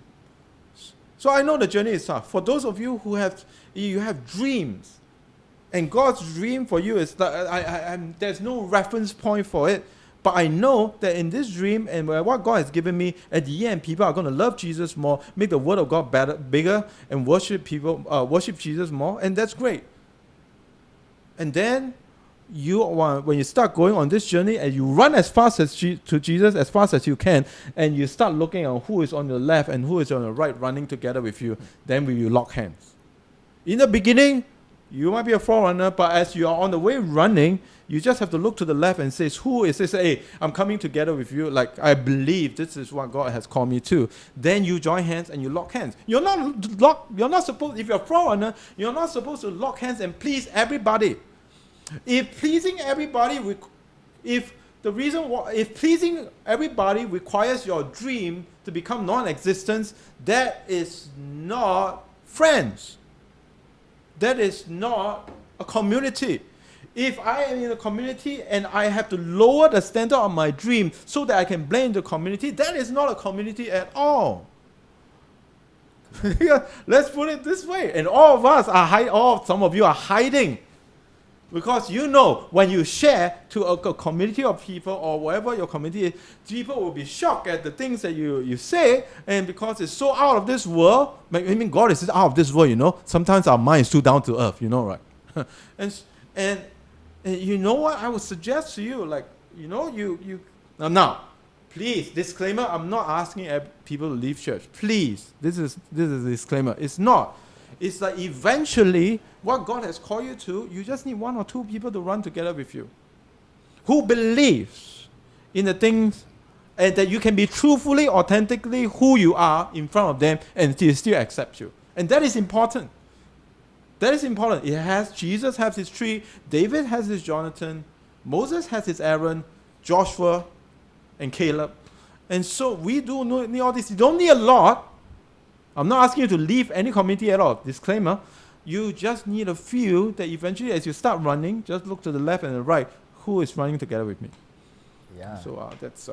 Come on, that is cool. I just want to add in something real quick. Like, I think in that journey of finding community and in that journey of cultivating a revivalist lifestyle, one thing that will kill it all is actually offense. And offense is going to come in, like, let's say you're trying to find your tribe. You know, and maybe, for example, just an analogy, I'm like, I think Patrick might be, you know, I can run with Patrick, you know, and I start building relationship, you know, and eventually it didn't work out, you know, it just didn't work out. And it's so easy that we get bitter about it and we get offended. Wow, Patrick doesn't like me. Patrick, you know, cannot flow, you know, like we start to hold offense. You know, I would say, God has that perfect people for you to run with. And I want to encourage you, like, just because you have past back experience or maybe certain community or what, do not throw the whole thing out of the window. You know, pray for your heart and pray for God to show you the right people to connect. You know, let's be honest, you won't be in everyone's inner circle. And I feel that sometimes people get offended because they're not in someone's inner circle. Of course, not everyone's going to be in the inner circle. And people shouldn't be offended or upset about it. You know, I know I'm in Patrick's inner circle. I self-proclaim. I hope I hope I am. But you know, should I ask Patrick? But yeah, but you know, I know because we are doing live. You know, we spend a lot of time. Patrick, I'm in your inner circle. Just to clear my insecurity. You're in my inner square. Wow. Why is it a square? Oh man. I don't want to know. Don't ask. I want to continue. Yeah. So I think it's so important that, like, if you're still in this journey of finding community, don't get offended if people don't get you into the inner circle, because inner circle it doesn't just come overnight. It takes time to build trust. It must be like, hey, we're really flowing in the same river, in the same direction, and people will open up their hearts in, you know. And another way offense can come in is like I want to jump on what Jeff said. I think there are many of you even watching right now, you're called to be pioneers, forerunners, you know. And because you are pioneers and forerunners, you can't necessarily always find a tribe, you know, immediately. But I think I would say, don't be ashamed of the dream that God has placed in you. Because I feel that some of you, because I share with someone and someone laugh at my dream, someone think it's crazy, and because of that, I start to get like insecure. I was like, maybe that dream's not from God, you know, because it's from God. How come people laughing, you know? But I feel that sometimes when people laugh at a dream, it's actually a sign from God, because the dream of God is usually so big and so crazy that people actually laugh at you, you know. But don't get offended, you know, and don't be ashamed of your dreams, you know. Like Jeff has his own journey of, you know, people laughing at his dream, like, healings in the streets of Singapore, etc. People think he's crazy. He has his fair share of misunderstanding. I mean, I'm walking that same journey right now. I mean, as some of you know, I've been talking about, you know, kids prophesying, kids moving in words of knowledge, kids seeing visions, seeing angels. And I kid you not that people think I'm too radical. I'm crazy. You know, people just want to do their they just want to teach kids how to draw. You know, like they have the cross, memorize some Bible verse. I'm not discounting that. I think those are important part of Sunday school, but there is so much more. That is so much more, and I'm advocating for kids to move in the supernatural. I'll tell you, the moment kids understand Jesus is the Lord and Savior, you know, it's the moment they can go heal the sick, prophesy, and even raise the dead. And I know there are people who think I'm crazy, you know, but I can't be offended, and I can't be ashamed. And you see, this is what community is about, because when I share the vision that I had, that God has placed, like recently I started a prophetic school for kids. You know, when I share with Patrick, when I share with Jeff, you know, my team, my tribe, you know, they don't laugh at me. They're like, wow, that is really from the Lord. They encourage me. They give their input. They give their wisdoms, you know, like, okay, maybe you shouldn't be this, shouldn't be that. You know, they help me to brainstorm. And that is what the power of a tribe is. The power of community is. They support, they encourage, and they invest in your dreams. You need people like this. You don't need people that drown your dreams, laugh at your dreams, say your dreams impossible. You don't need these people. There are tons of these people outside. All right? And if you really want to step into your calling, you want to have this reverse lifestyle, I think community is a non-negotiable actually. Because we are not called to run alone. There's no such thing as a solo Christian, you know, commando, one person. No. If you're a solo, you don't have community, then you miss the heart of the gospel. Because Jesus didn't die so that we can be a solo Christian. Jesus died so that we can have a family. And I think family community is a very integral part of the Christian lifestyle. So I want to encourage you, you know, to really find, you know, like really your own tribe. Don't be disheartened if you haven't found one yet. I didn't find one the moment I got saved. You know, it took some time before I found Jeff and I found Patrick. And even over the years, the relationship continued. You know, I mean, this is random stuff, but the first time my impression of Patrick and my impression of Patrick now is different. Because when I first met Patrick, Patrick never told me lame jokes. Patrick was a very serious pastor, you know, like, wow, you know, Bible scholar, know a lot of scriptures, you know, I was very hungry to learn from him.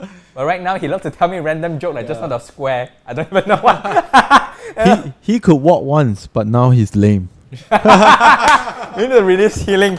You know? And it's the same thing, you know, when I first met Jeff, you know, Jeff was that, you know, that what most of you would know him, that so-called that anointed man of God. You know, but I see the loving side of Jeff, you know, how he loved his wife, how he loved his son. I see the fun side of Jeff, you know, the funny side too, you know. But I think this only happened in community. You know, it's not something like you get to see or you can be part of just by making friends. It's really journeying together, you know. So anything you guys want to add on before? Yeah. Go for it, Patrick. So 20 over years ago, one of the books that I read was this book called Renewing Your Spiritual Passion by Gordon MacDonald.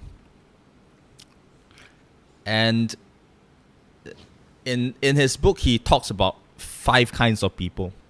5 kinds of people that will appear in your life.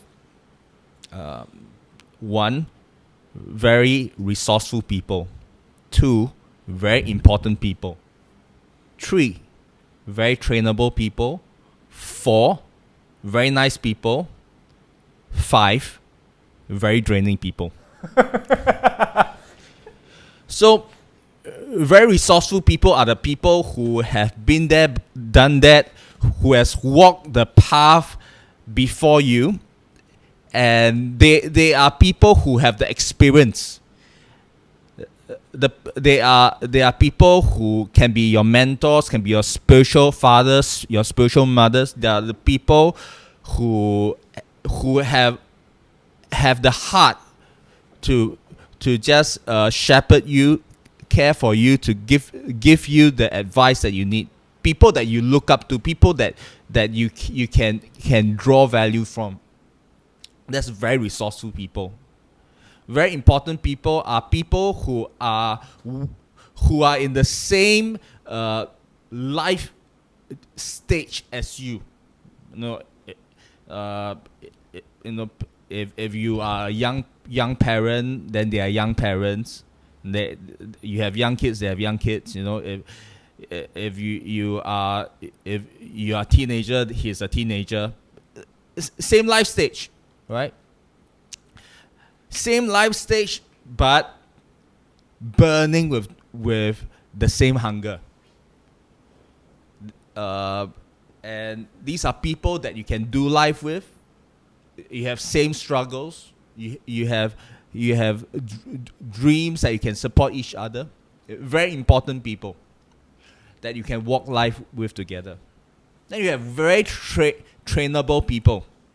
Very trainable people are people that don't have the type of experience that you have.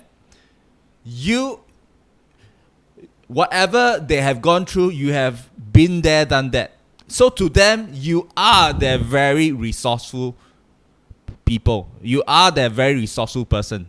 All right? And they are hungry. They want to learn from you. And the thing with very trainable people are, as you share with them, as you pour your life over to them, actually you get refilled.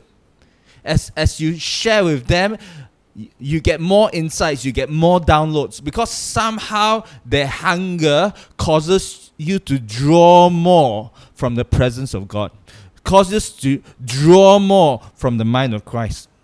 And so even as you add value to them, that God is pouring more value to you. And your life is actually enriched as you pour your life into very trainable people. So these first three kinds of people, they really add value to your life. The more time you spend with them, the more enriched you are. Then there are the other two kinds of people. Very nice people and very draining people. Very nice people, they just like to hang around you. They want to spend time with you.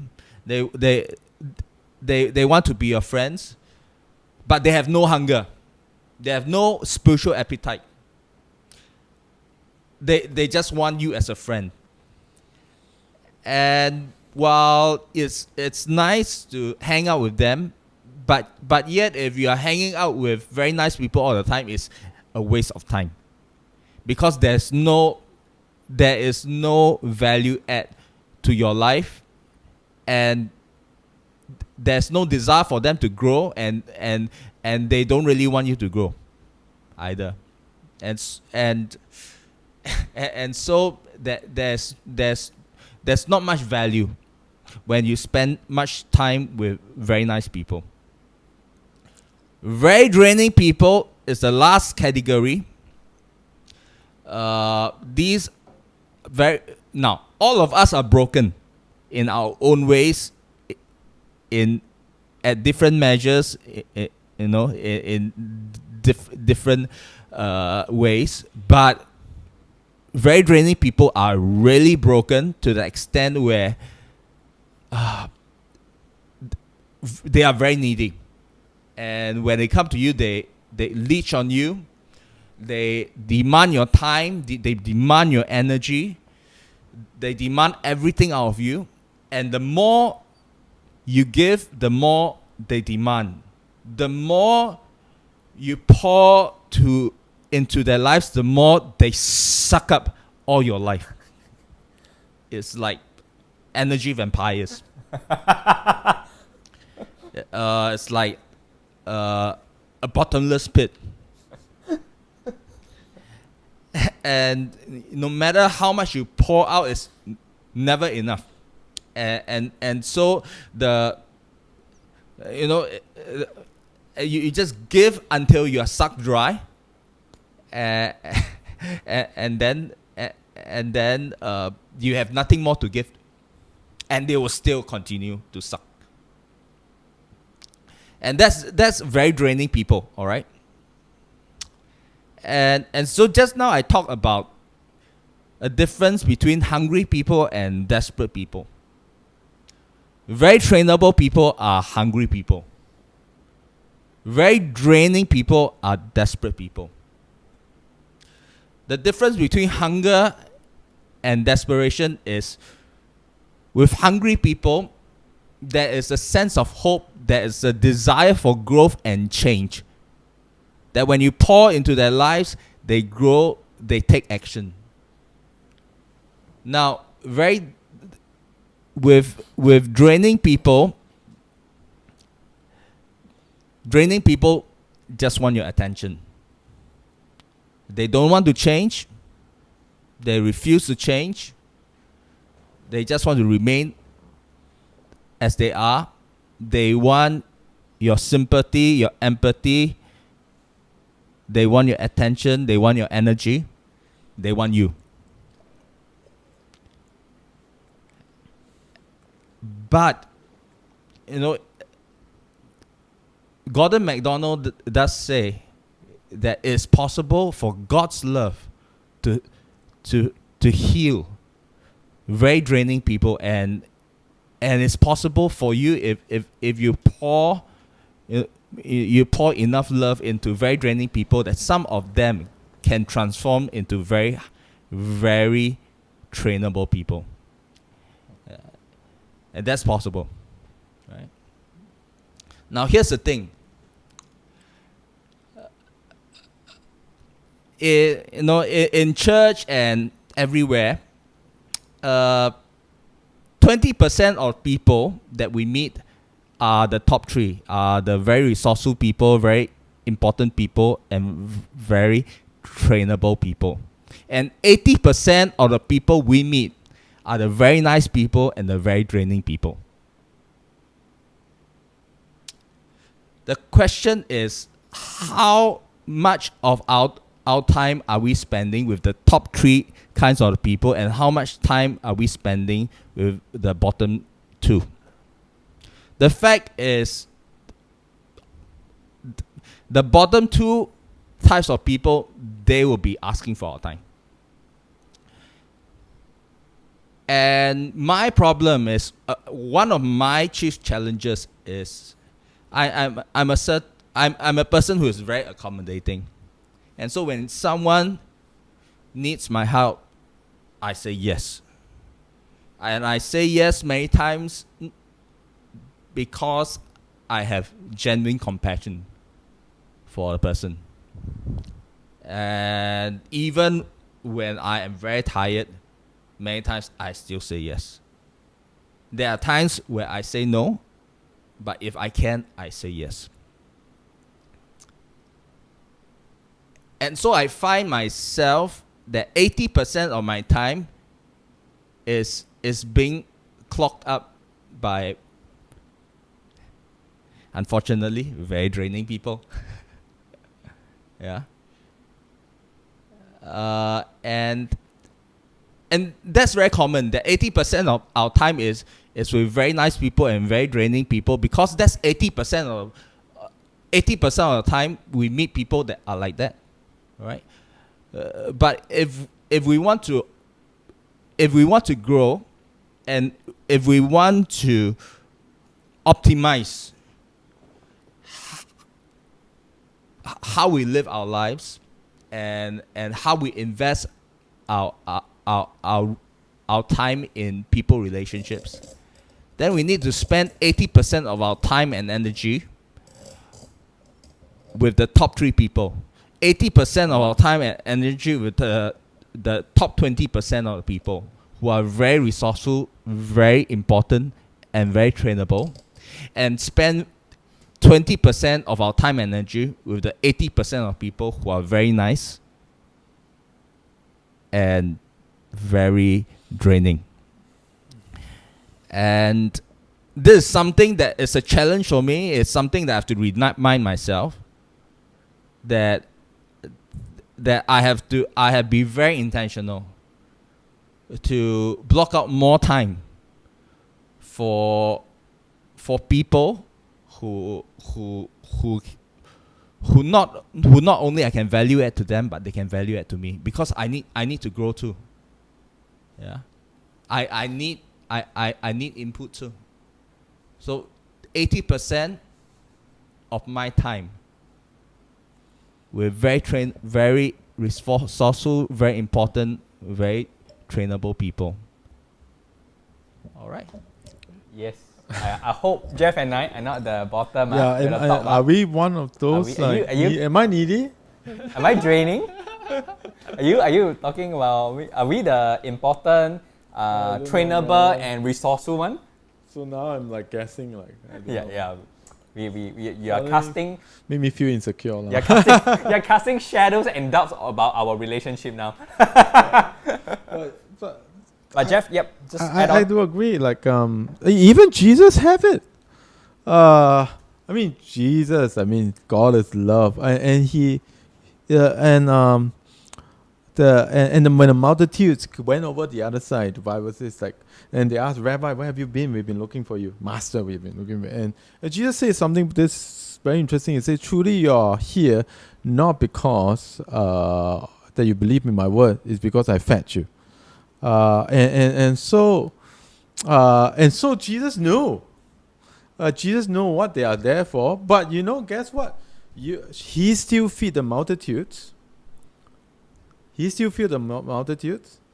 He still empower the 70 or 72, depending on which version of the Bible you read. In Luke 10, those are the followers. He says that they're the multitudes that he fed. They are the followers in Luke 10 that he empowers. Right? He empowers. And to, gain them power, he taught them, they follow him, and gave them power. And yet then he has 12 that he's chosen. He teach the 12.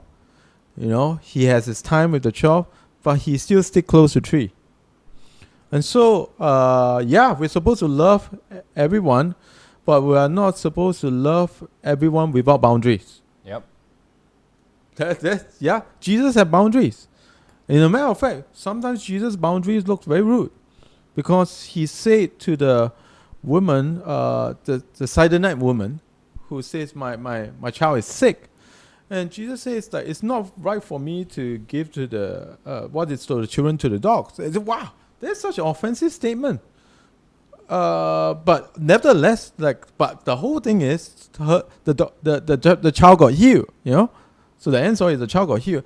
But what was Jesus saying? Because he says his mission was first to the Jews. Then, because he goes to the Jews, and then the whole world got reached. The Gentiles got reached.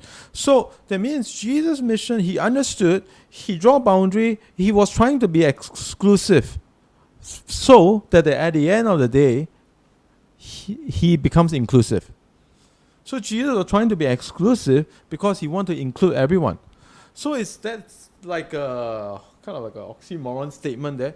But Jesus was very clear in his purpose, because when he is able to go on the cross, he will have reached the whole world. So he can't go everywhere to the Gentiles, to the Jews, and all the stuff. Although he can, but he was very focused because he was trying to get everybody on the same page. He was trying to make everyone, the whole world understood. He was trying to make sons and daughters of everyone, the Jews and the Gentiles. So we are not exclusive. The leaders or revivalists is not an exclusive group of people. It's that there is proper boundaries. Yes, we love everyone, but our commitment to everyone is different, because we cannot sway from what God has called us to. We are not called to meet everybody's needs. You understand? My Yep. name is Jeff Yuan, not Jesus Christ. Yep, come on. So, unless your name is Jesus, then I'm sorry, you got a job. But if you're not Jesus, don't, Come on. Maybe you're from Mexico, but All right. I'm just going to summarize before we go into ministry time. I really feel like one of the key things we talk about in this topic right now is actually boundaries. We are called to love everyone, but we have to have boundaries. I'll put it this way. If you always hang out with draining people, eventually you get drained. And once you get drained, you're of no use. You're of no use. When you're so drained, you can't love your wife or your husband well. You can't spend time with your kids well. So it's so important that boundaries are there for a purpose. Boundaries are not necessary to keep people away as much as it's to protect your time with the closest people in your life. I think we can do a session on boundaries eventually.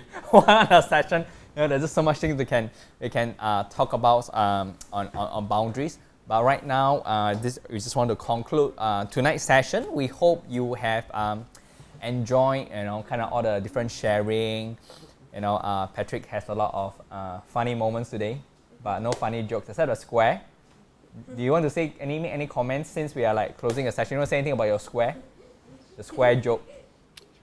I'm not in your inner circle. I'm your inner square. You are in my inner square. You see, for other people, right? To them, you think out of the box. But to me, you don't think out of the box. You think within my box. You are in my inner square.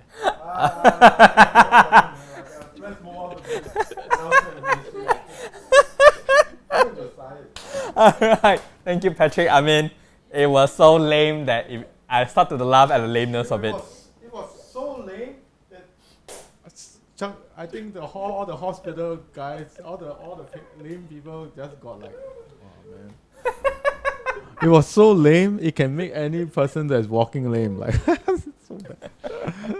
But hey, anyway, we come to the end of our session tonight. We will continue this topic on cultivating a revivalist lifestyle next week. Right now, we're going to go into ministry time, but some quick announcement. All right. First will be this Saturday will be our church service. We are going through the series called From Dreams to Destiny. All right. So if you're interested to really start to walk into the dreams that God has placed in your heart, this is a series you don't want to miss. We've been really encouraging and giving even practical tools and perspective to see on how to move into the calling of God that's on your life. All right. At the same time, we're also going to do Holy Communion this Saturday. So it'll be good if you can prepare some the communion elements. All right. So we're going to go into a time of offering and tithe. Okay. So for those of you who are part of Socobli Church and you want to give your offering and tithe to Socobli Church, you may do so by scanning the QR code. It will open up the bank, and you can just give electronically. All right. So for those who are overseas, if you want to give, we have a PayPal. So for those overseas, you can give through PayPal. But I do want to also emphasize, like, hey, do keep your tithe to your local church. But if you want to sow above and beyond at what Socobli Church is doing with all our online session and other projects, we'll be honored and really appreciate all the blessing that comes in. And I'm going to ask Pastor Patrick, since he talked about square, he's get him to pray for the offering. Father God, we thank you that you are a lavish God, that you love us lavishly. And Lord, as we give, oh God, we give out of gratitude, out of hearts of gratitude, knowing that, Lord, we are so protected, so well provided for, that we stay in that place of rest. Lord, we stay in that place of feeling absolutely accepted. That as we give, Lord, we give, Lord, with cheerful hearts, knowing that you will continue to provide for every need in our lives. Lord, we thank you in Jesus' name. Amen. Amen. Thank you, Pastor Patrick. You are someone that I can always count on to pray for the offering. Powerful prayer. I'm going to switch it to another exclusive special broadcast / announcement. This is like a new station. Right now, reporting live, Tammy has an important announcement. So, Tammy. Thank you, Pastor Clement. So what's happening is that we are going to do our Rava conversations on this coming Tuesday, and that's on the 21st of July, on our Socability Facebook Live at 7:30 p.m. So Rava Conversations is a once a month special where we have an online sharing to like in a conversational kind of mode, but we really would speak about things that we feel divinely inspired to share, that we believe that it will bring refreshment, encouragement, and to strengthen ladies and the sisters who are watching online. So on this coming Tuesday, we're going to have a special guest, and her name is, she's a dear sister called Sarah Abru Chan.